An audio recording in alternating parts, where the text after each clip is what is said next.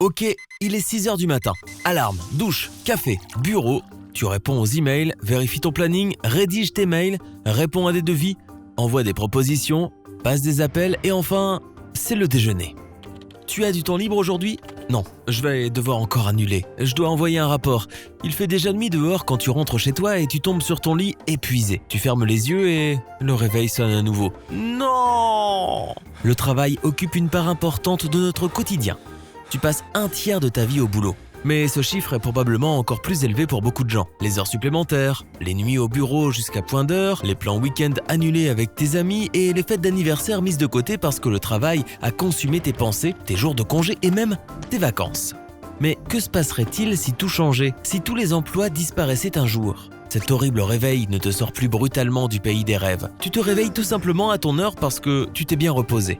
Le temps est beau à travers ta fenêtre. Tu n'es pas pressé et tu n'as rien besoin de faire dans l'absolu, à part prendre un bon petit déjeuner bien sûr. C'est une belle journée pour faire du vélo en ville et c'est exactement ce que tu fais. Les gens autour de toi sont heureux et sympathiques. Les oiseaux chantent, c'est la belle vie. Tu vas au parc, tu t'assois dans l'herbe et tu appelles ta mère. Tu parles avec elle pendant des heures, tu as tout le temps du monde. Et si tout se passe bien, tu iras même la voir ce week-end. Tu finis par raccrocher tranquillement, tu rentres à la maison et tu invites des amis. Salut Marley, Suzanne, Kevin, tu ne les avais pas vus depuis des mois. Bien sûr, ils sont venus tout de suite puisqu'ils ne sont plus occupés par leur travail. La soirée ne se termine pas comme d'habitude, quand tout le monde rentre tôt à la maison car il faut se lever le lendemain pour travailler. En fait, toute la ville célèbre cette nouvelle liberté. Les rues sont remplies de gens heureux qui tous partagent la même joie. La fête se poursuit jusqu'au bout de la nuit mais ensuite, c'est le retour à la réalité et la fin de ton rêve utopique. Tu te réveilles, mais quand tu t'apprêtes à regarder les réseaux sociaux, tu t'aperçois qu'il n'y a pas d'internet ou de signal. Ok, pas de problème, tu te dis. Tu vas prendre une douche, mais il n'y a pas d'eau non plus. C'est bon, je vais juste mettre 2 fois plus de déodorant et de parfum. Tu veux te faire un café et quelques œufs, mais aucun de tes appareils ménagers ne fonctionne, car il n'y a pas d'électricité et de gaz. De toute façon, je n'ai pas besoin de café, j'ai assez dormi, penses-tu. Le truc, c'est que le travail est ce qui permet que tout fonctionne. Sans personne pour travailler dans les centrales électriques et hydrauliques, tu n'as plus aucun de ces bonheurs du quotidien. Et ce n'est que le début. Tu as faim, mais ton frigo est vide. Alors tu vas à l'épicerie du coin pour acheter quelque chose pour ton petit déjeuner. Mais qui va te vendre quoi que ce soit ? Comment vas-tu acheter ton petit-déj ? L'argent ne veut plus rien dire, il n'y a même pas de caissier de toute façon. Il n'y a pas de vigile non plus. Le trajet jusqu'au magasin s'avère être une aventure difficile puisque les gens se servent dans tout ce qu'ils trouvent sur les étagères. Tu réussis quand même à prendre quelques boîtes de céréales et une pizza surgelée. Il vaut mieux que tu prennes de l'eau potable aussi. Les gens commencent à avoir des problèmes. Ils sont déjà fatigués d'avoir tellement de vacances et ne savent plus quoi faire. Ils cherchent un emploi, n'importe lequel, pour n'importe qui. As-tu besoin de faire laver ta voiture ? Nettoyer ta maison ? Si tu as besoin de n'importe quoi, tu pourras facilement trouver quelqu'un pour le faire. Tant que ça permet de tuer le temps. Cela dit, les gens vont bientôt arrêter de s'ennuyer parce qu'ils vont devoir chercher de la nourriture. Et ils vont chercher n'importe où. Tu rentres chez toi et tu vois que ta porte d'entrée est ouverte. Il n'y a plus personne à l'intérieur, mais l'endroit est saccagé. Si tu pensais que tes armoires étaient vides avant, alors attends de voir ce que c'est maintenant. Et pareil pour ton garde-manger. Tu commences à appeler la police. Oh non, le téléphone ne marche plus. Et la police n'existe plus. Avant, tu ne voulais pas te réveiller le matin pour aller au bureau, mais maintenant, tu as peur de te réveiller parce que tu ne sais pas ce que la journée va t'apporter comme surprise. Alors tu fais un sac et tu pars rejoindre la ferme de tes parents. Tu roules à vélo à travers les rues avec ton gros sac à dos qui pèse des tonnes. Une voiture aurait été parfaite pour un tel voyage. Mais ton réservoir est vide et les stations d'essence sont hors service. Soudain, ton pneu avant tombe à plat. Dès que tu t'arrêtes, des dizaines de personnes s'agglutinent autour de toi. Elles t'offrent de l'aide sous n'importe quelle forme. Je te remplace ta roue pour quelques pommes seulement. Des problèmes avec la chaîne de ton vélo ? J'ai de l'huile à vendre. J'ai une pompe. Tu verras, ta roue sera comme neuve. Ils t'entourent comme des zombies. Tu ne sais pas quoi faire, alors tu jettes le vélo par terre et tu t'enfuis.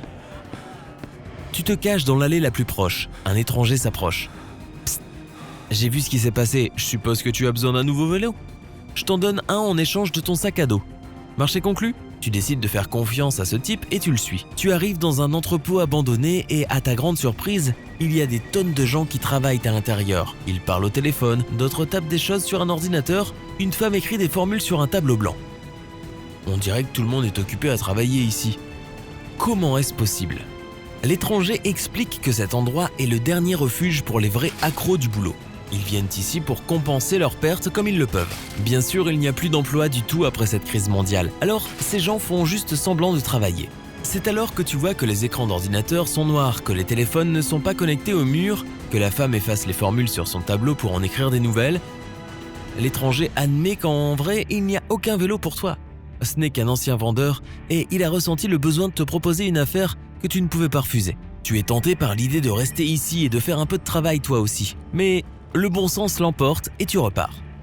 La société dans son ensemble finit par suivre le mouvement. Mais il faut des années pour s'adapter à ce nouveau monde. Sans emploi, qui paie des salaires qui sont dépensés pour acheter des choses à des vendeurs dans des magasins. Oui, tout cela a bel et bien disparu. Les villes sentent mauvais puisqu'il n'y a plus de service pour ramasser les ordures. Pas étonnant que les gens reviennent à la campagne pour vivre de la terre et essayent d'être autosuffisants. Ils pêchent, élèvent du bétail, cultivent des fruits et des légumes par eux-mêmes. Tout comme toi à la ferme de tes parents. Pour ce que l'on pourrait qualifier d'économie, elle est basée sur l'échange de biens et de services. Cela ressemble à une économie typique. Mais la différence, c'est qu'il n'y a pas d'argent dans ce monde. Ces vieux morceaux de papier sont devenus des reliques. Tu veux acheter du poisson à ton voisin? Donne-lui ce dont il pourrait avoir besoin en ce moment. Peut-être la même valeur en pommes de terre. Tu as besoin d'un coup de main à la ferme ou pour partir à la chasse? Tu vas devoir trouver une manière de rendre aussi service à l'autre personne. Dès que les gens commencent à s'habituer à ce mode de vie, ils se consacrent davantage à eux-mêmes. Une personne découvre qu'elle a un talent de musicien. Une autre trouve son artiste intérieur. Des concerts et des galeries d'art apparaissent partout. Avec le temps, les gens commencent finalement à s'occuper des centrales électriques et donc l'électricité revient. Il en va de même pour l'approvisionnement en eau. Les grandes villes commencent à nouveau à se remplir d'habitants. Peu à peu, tout le monde commence à travailler, mais pas pour de l'argent. Non, maintenant c'est pour libérer leur potentiel, pour le plaisir et certains petits luxes. L'économie se reconstruit avec le temps.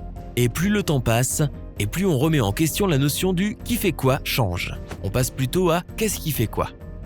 Les voitures autopropulsées effectuent tous les transports. Les drones font les livraisons plus vite que n'importe quel humain. Nettoyer, cuisiner, emballer la nourriture et vendre des marchandises, tout cela est fait par des robots.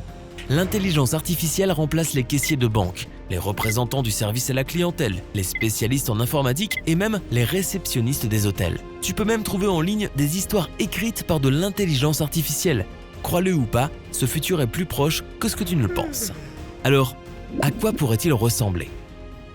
Tu te réveilles dans ton appartement et ton ventre gargouille de faim comme toujours. Mais le petit déjeuner t'attend déjà quand tu entres dans la cuisine. Ta maison est d'une propreté étincelante. Tout cela grâce à des robots. Alors, qu'est-ce qui est au programme aujourd'hui? Une autre belle journée à passer avec des amis, à jouer à des jeux vidéo, à regarder tes émissions préférées. Les acteurs sont des androïdes bien sûr. Aucun humain ne travaille dans ce monde. Ce n'est pas nécessaire, les robots font tout. Mais peut-être que les humains sont devenus trop dépendants d'eux. C'est ce que tu te dis lorsque ta mobilette ne fonctionne pas très bien et t'emmène dans un endroit désert après la sortie de la ville. Ou peut-être que ce n'était pas si accidentel. Peut-être que ton cyclomoteur est fatigué de t'emmener d'un endroit à l'autre. Et s'il commençait à penser par lui-même? Il pourrait arriver un jour où les robots réaliseront que les humains ne dirigent plus le monde. Alors, à quoi bon les servir? Donc, on a soit un monde sans travail dans lequel nous devons vivre de la Terre, soit un avenir de science-fiction avec une main-d'œuvre entièrement composée de robots qui finiront par se dresser contre nous.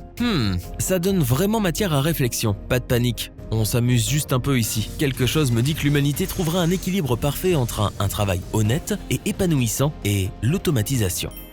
Hey, si tu as appris quelque chose de nouveau et tu as passé un bon moment dans cette journée fantastique, alors donne un j'aime à cette vidéo et partage-la avec un ami. Et voici d'autres vidéos que tu devrais apprécier. Il suffit de cliquer à gauche ou à droite et de rester du côté sympa de la vie.